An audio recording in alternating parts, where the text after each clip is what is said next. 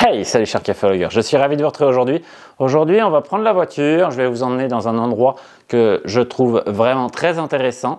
Ça s'appelle le café Le Tambour.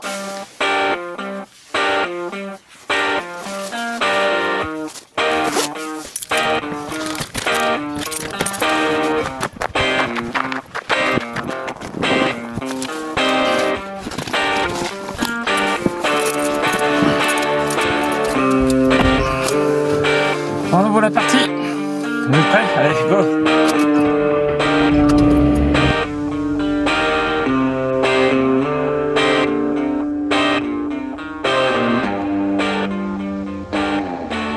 Bon, salut Robin. Salut Manuel, ça va? Très bien, et toi? Ça va bien. Bon, dis-moi, est-ce que tu peux déjà commencer par me parler d'où on est, où on se situe et chez qui on est finalement? Ouais, en ce moment, on est au Tambour Café, au 2 avenue Bégin, dans le Vieux-Lévis. Fait que c'est notre quartier général au niveau de la torréfaction, puis c'est aussi un café dans lequel tu peux venir prendre un café, des viennoiseries, on a même de la pizza, écoute. Oh. Fait que, ouais, c'est ça, ça fait environ 1 an et demi qu'on est installé ici, puis on est vraiment content de faire partie de ce quartier-là. Et qu'est-ce qui t'a amené finalement à vouloir t'installer ici, puis à te lancer dans ce merveilleux monde du café? On fait la torréfaction du café, fait qu'au départ, on avait une entreprise de torréfaction sans avoir de local. On faisait de la location de machines. Ça faisait partie des composantes pour trouver un local, d'avoir un espace dans lequel on avait le droit de faire la torréfaction. Okay. Moi, je suis natif de Québec, fait que c'est sûr que j'ai regardé là un petit peu au départ, mais Traverser les fameux ponts? Oui, en effet. Fait que c'était pas possible de faire la torréfaction dans un quartier résidentiel. Fait que si on voulait faire torréfaction et café, ben ça aurait été dans un quartier industriel, par exemple. Okay. Un peu moins charmant que dans le Vieux-Lévis, à notre avis. En plein fait que là, en centre-ville s'installant de ici, on avait la chance de combiner, c'est ça, ces deux entreprises-là, le volet café puis le volet torréfaction. D'accord, c'est franchement intéressant ça, mais c'est quoi le parcours qui t'a fait dire tiens, je vais ouvrir ma brûlerie, j'ai envie de m'installer, j'ai envie de me mettre à mon compte, parce que c'est tout un défi de se mettre à son compte aujourd'hui. Oui, là. oui, quand même. C'est quand même un parcours qui est particulier. Fait que, premièrement, on est deux dans cette aventure. Il y a moi et il y a William qui est pas ici aujourd'hui. Au départ, moi, quand ce projet-là s'est lancé, j'étais en train de faire mes études en enseignement de l'éducation physique. Je suis encore en train de les faire. Fait que, éventuellement, je vais avoir fini ça, puis je vais avoir mon bac et on va être content avec ça. Puis je risque de continuer avec la torréfaction parce que je pense que c'est ce qui me passionne vraiment dans ma vie. Mais c'est vraiment, justement, par poursuite de notre passion. Moi et William, on avait vraiment cet intérêt de découvrir le café, de se partager nos trouvailles. Puis William m'a approché avec du café qu'il avait torréfié lui-même, qui, moi, au départ, j'avais l'impression que pour faire la torréfaction, tu avais nécessairement besoin de la grosse machine, la machine qui fait des 15 kilos à la fois, donc quelque chose de plus industriel. Tandis que c'est ça, il m'a approché justement avec quelque chose qui faisait des 50 grammes à la fois, puis c'était déjà un café qui était excellent. OK. Fait que ça m'a donné envie de moi aussi m'équiper avec un torréfacteur maison. Ça avait l'air d'un sorte de four micro-ondes un peu. C'est vraiment très peu élégant. C'est lequel? C'était le B-More et B+. Ouais. OK. Fait que j'ai fait mes tests avec ça. C'est sûr, on s'est éduqué avec Internet. Là. Il n'y a pas beaucoup d'écoles de torréfaction au Québec, disons.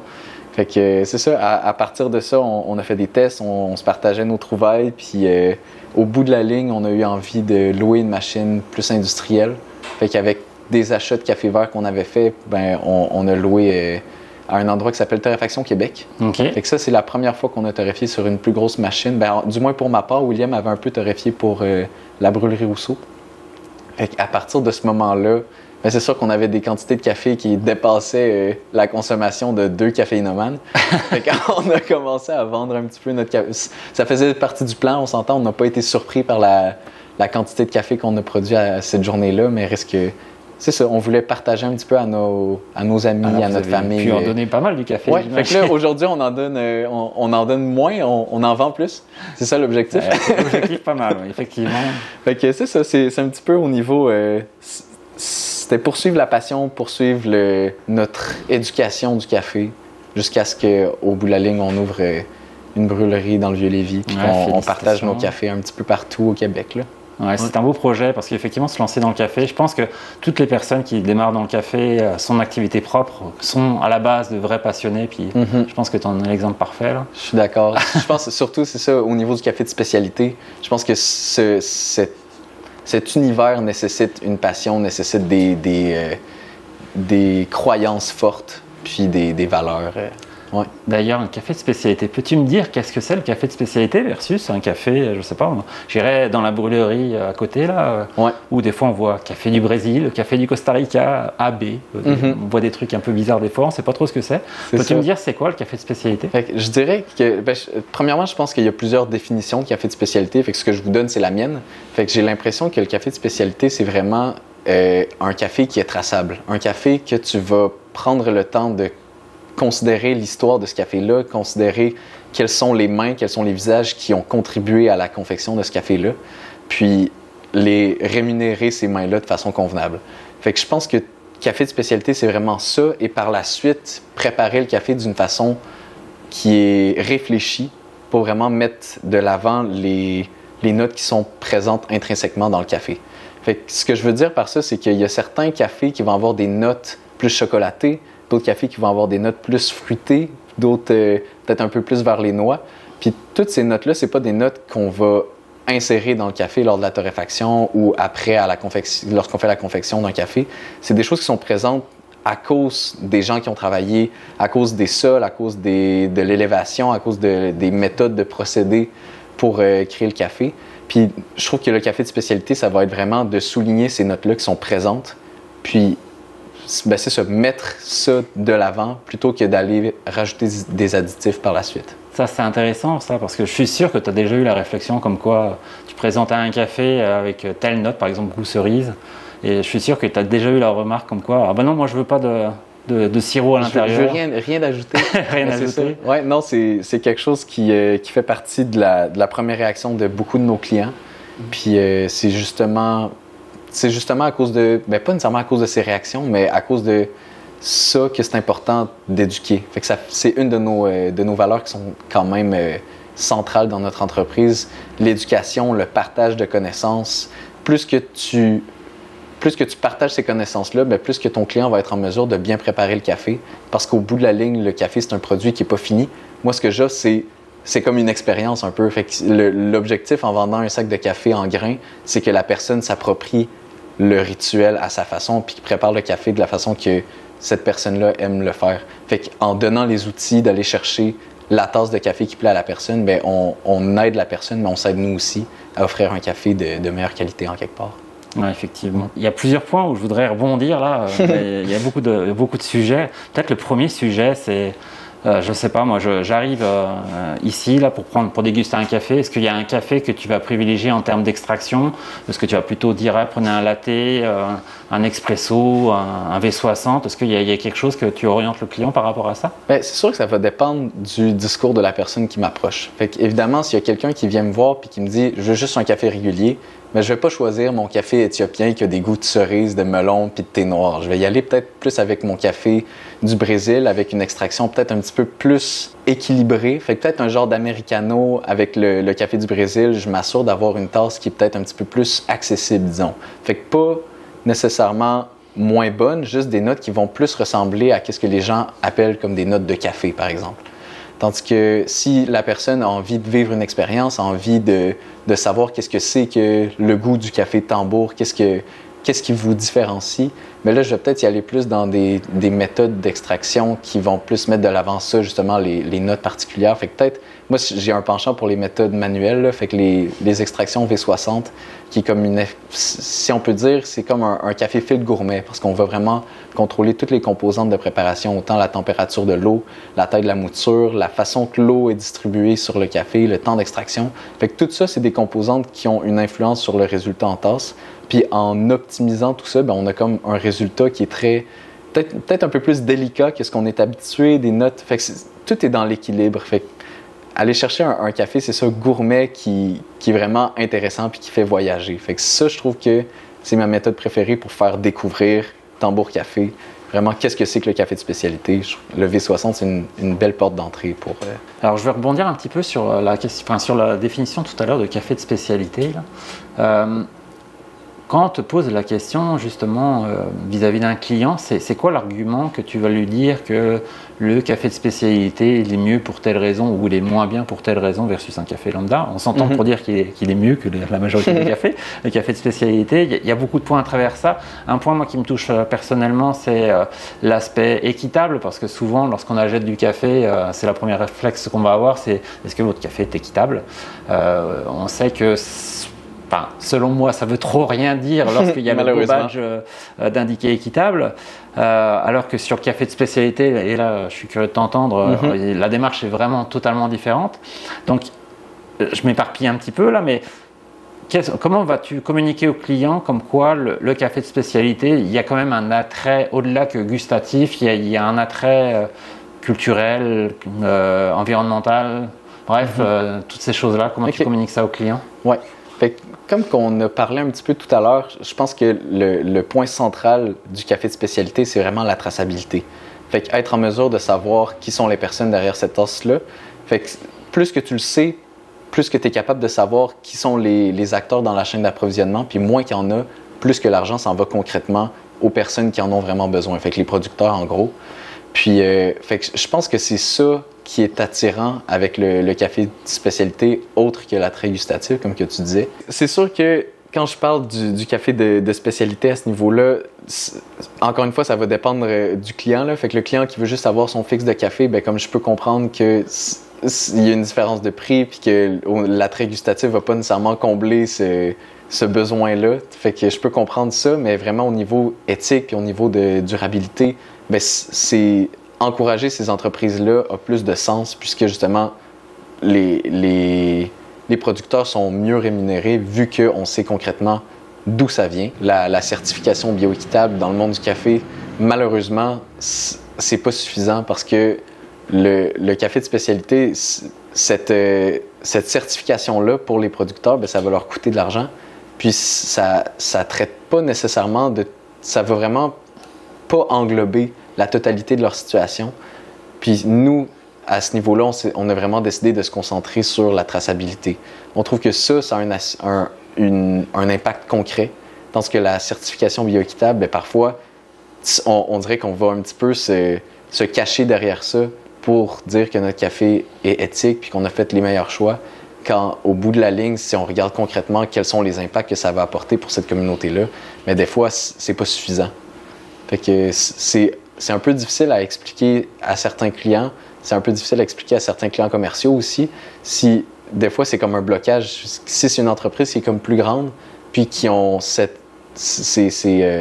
directives-là des personnes plus haut placées, de comme on veut juste des produits qui sont certifiés bioéquitables, mais comme c'est difficile de passer à travers ce mur-là, parce que nous, on sait que les cafés sont plus éthiques, puis c'est une meilleure approche, mais comme reste que concrètement, c'est difficile de dépasser ce mur-là, ce blocage.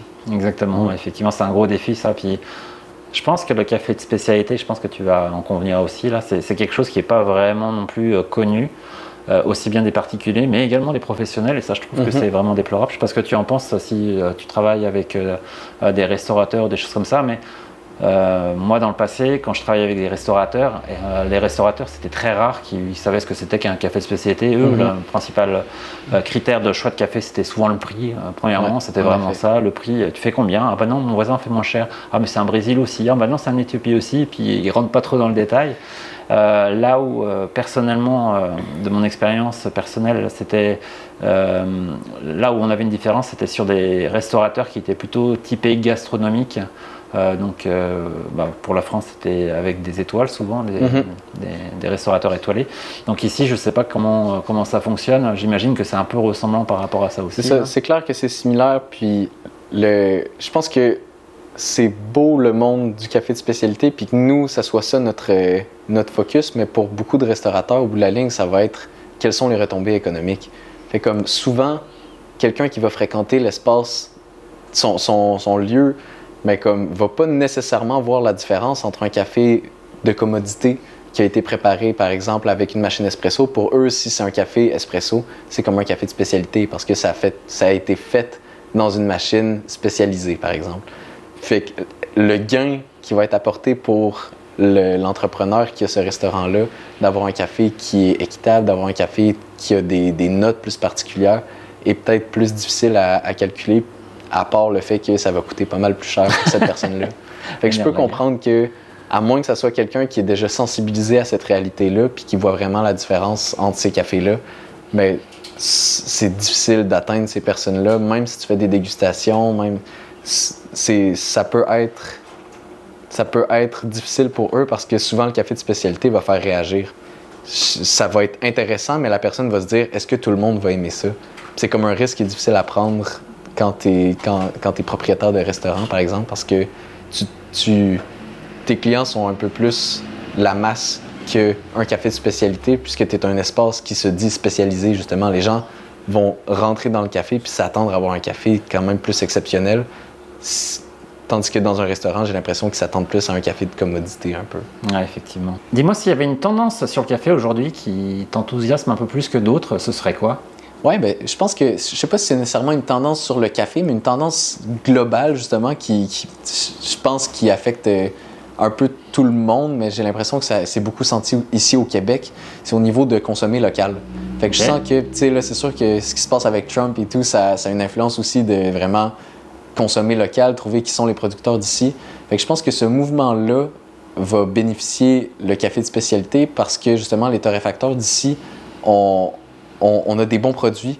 Puis, grâce à ce mouvement-là, bien, les gens qui ne sont pas nécessairement tentés par le café de spécialité, des cafés acidulés, ça pourrait les déplaire, par exemple, mais comme vu que c'est des produits qui sont locaux, bien, ça fait en sorte que les gens vont rentrer ici parce qu'on est des producteurs locaux, ils ont envie de voir qu'est-ce que c'est qu'on fait. Puis, bien, c'est ça, fait que là, à force de goûter du café peut-être un petit peu plus acidulé, mais qui est bien préparé, bien, ils vont se rendre compte que peut-être c'est quelque chose qui leur plaît également.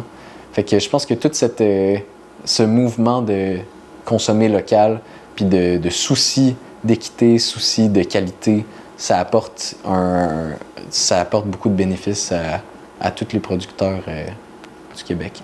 Ok. Oui. Bah, imagine justement dans cet esprit un peu d'achat local, admettons que j'y connais rien du tout en café. Bon, évidemment on sait que c'est faux, mais admettons que j'y connaissais rien du tout. Et puis que je franchis la porte du magasin pour venir te rencontrer puis découvrir un petit peu ce que tu fais.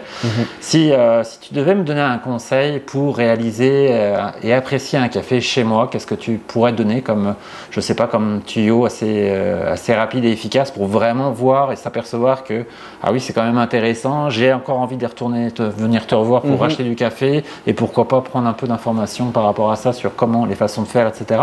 Je sais pas, qu'est-ce que tu donnerais comme conseil? Ben, je pense que fait que le premier conseil que j'ai envie de donner, c'est au niveau de trouver une façon d'atteindre une certaine répétabilité puis d'être capable de non seulement porter attention à qu'est-ce que c'est que tu goûtes, mais également à porter attention à qu'est-ce que c'est que tu as fait puis qu'est-ce que ça a apporté à ton café.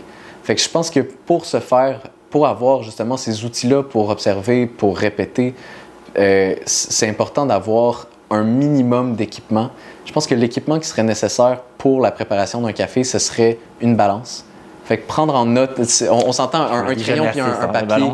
Un crayon puis un papier, tout le monde a ça, là, mais simplement peser la quantité de café que tu vas mettre dans ta carafe de café, combien d'eau, ben, en fait, combien de café va en ressortir au bout de la ligne, puis prendre en note qu'est-ce que c'est que toi tu préfères. Parce que on peut suivre tout plein de recettes, mais je pense que ces recettes-là sont des guides pour atteindre quelque chose de relativement potable, mais que par la suite, ce qui est important, c'est ton expérience à toi. Fait que le café que tu vas boire, ben, il faut qu'il te fasse plaisir à toi, puis pas nécessairement aux autres, parce que vous n'êtes pas dans un contexte commercial, c'est vraiment un contexte de consommation personnelle. Fait que toi, qu'est-ce que c'est que tu aimes? Si ton café, ben, tu le trouves un peu trop intense, ben, tu peux garder la même quantité de café que tu avais mis, mais rajouter un petit peu plus d'eau. Puis ensuite, le deuxième outil que je pense qui serait utile, ce serait un moulin. Fait que là, c'est sûr qu'un moulin, ça peut être plus dispendieux, mais il y a quand même les options de moulins manuels qui sont vraiment intéressantes, puis qui produisent vraiment des cafés exceptionnels parce que tout l'argent que tu mets va dans la qualité des meules. Puis le moteur en tant que tel, ben, c'est toi. Fait comme tu peux payer moins cher puis avoir un produit vraiment de bonne qualité. Puis non seulement tu vas avoir un café qui se conserve plus longtemps puis que tu vas consommer plus frais, mais aussi ça va donner une dimension de plus à ta confection de café. Parce que la taille de ta mouture a vraiment une influence sur et le temps d'extraction, mais aussi sur le profil de goût. Fait que plus que ta mouture est grossière, bien, moins qu'il y a de surface de contact avec l'eau. Tandis que plus que ta mouture est fine, bien, vu que c'est des toutes petites particules, bien, il va y avoir plus de contact, de surface de contact avec l'eau, puis ça va aussi rallonger ton extraction. Fait que si je le mets en image, mettons tout à l'heure, je parlais des extractions V60 qui sont grossièrement un cône avec un filtre papier, puis du café moulu à l'intérieur. Mais si tu mettais de l'eau pour que l'eau passe à travers juste une pile de roches, bien évidemment, l'eau va couler extrêmement rapidement. Puis si tu mets la même chose, mais que c'est du sable très fin, bien l'eau va prendre un certain moment avant de couler. Ouais. Fait qu'en jouant entre sable fin et roche, bien, tu peux trouver justement un juste équilibre qui va te plaire à toi. Fait que, puis ça, comme que je disais, vu que ça a une influence avec le profil de goût, bien, une extraction plus longue va goûter un petit peu plus amer, même si tu prends le même café. Fait qu'un café du Brésil, par exemple, qui a des notes chocolatées, bien, ça se peut que si tu fais ton extraction très longue, que ça te prend 7-8 minutes d'extraction avant que toute ton eau ait passé à travers ton café, mais que tes notes chocolatées goûtent peut-être un petit peu plus le chocolat noir très amer. Ah oui, là, tandis que si tu fais une extraction qui est peut-être un peu plus équilibrée, qui va couler en autour de 2 minutes 30, 3 minutes, 3 minutes 30, mais peut-être que là, tu vas avoir plus des notes de chocolat au lait, peut-être un petit côté caramel qui va s'ajouter à ça. Fait comme vraiment trouver ce juste équilibre qui te plaît à toi. Peut-être que tu aimes plus le chocolat noir, fait qu'au bout de la ligne, peut-être que tu aimes ça, ce café-là qui a coulé en 8 minutes. Mais si tu n'as pas accès à ton moulin, bien, tu ne seras pas capable de trouver quelles sont tes préférences à toi. Tu vas seulement subir ton café plutôt que de prendre contrôle. Et à propos de café, puis je pense qu'on va finir sur cette dernière question-là. Est-ce qu'il y a un café en ce moment qui a un coup de cœur pour toi que tu aimerais justement faire découvrir aux gens le plus possible et puis évidemment à moi aussi. Oui. Qu'est-ce que tu me conseillerais? Ben, c'est drôle, j'en ai parlé brièvement tout à l'heure quand je parlais de café audacieux que je ne conseillerais pas à quelqu'un qui me dit je veux un café régulier, mais c'est notre café d'Éthiopie. Fait que le café La Bombe, c'est un café qui c'est un mélange de 3 variétés qui est quand même particulier. Fait qu'une des 3 variétés, c'est la variété Mikicho, qui, elle, est une variété similaire à la grande variété prisée du geisha. Si les téléspectateurs ne sont pas au courant ou qui ne sont pas familiers avec cette variété-là, c'est une variété qui est très prisée justement dans le monde du café pour ses composantes plus délicates, plus florales, peut-être un peu plus fruitées parfois. Fait que notre café d'Éthiopie, justement, fait que la variété Mikicho est comme une variété sœur un peu très similaire au geisha. Et ça donne un café qui est très fruité. Moi, il me fait penser un peu aux cerises, il me fait presque penser aux raisins, petit côté melon, puis un côté thé noir aussi. Je le préfère en extraction V60 parce que, comme j'ai dit tout à l'heure, c'est comme ma méthode préférée. Mais il se prête très bien aussi à l'espresso. Ça donne quelque chose de quand même punché, là, vraiment fruité, sans nécessairement être trop acidulé non plus. Fait que c'est vraiment un café qui fait voyager, qui fait réagir également. Fait que je pense que c'est celui-là que je te conseillerais. Ah, bah, merci beaucoup. Écoute, je pense je vais partir avec ça pour goûter. J'ai pas le choix. Tu me l'as vendu. Ça va me faire plaisir. Bon, bah écoute, je te remercie beaucoup pour cet entretien. Oui, ben merci de nous avoir approchés. On est vraiment content de faire partie de ton aventure. Merci. Sur ce, je te dis à très bientôt. Oui, salut. Merci. Ciao.